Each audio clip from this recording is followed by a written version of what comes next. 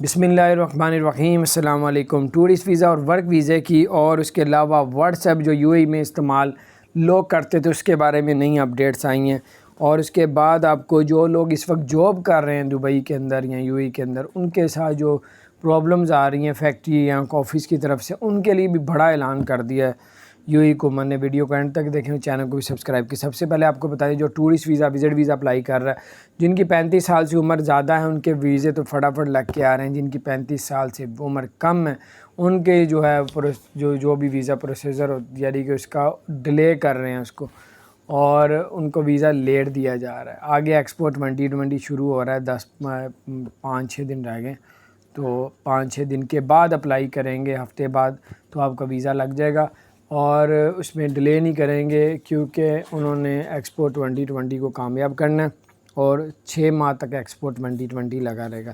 اب بڑی پالیسی میں آسانی کر رہے ہیں۔ ابو ظہبی نے کیا کیا کیا آپ کو پتہ ہے اس میں۔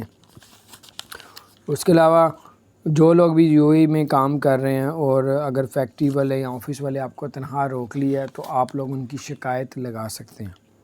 وہ لگانے کے لیے کون سی ویب سائٹ ہے؟ www.mohre.gov.ae، اس پہ جا کے آپ شکایت اپنی لگا سکتے ہو۔ آپ کا نام بھی نہیں لیا جائے گا اور آپ کی سیلری آپ کو ملے گی ٹائم پہ پھر۔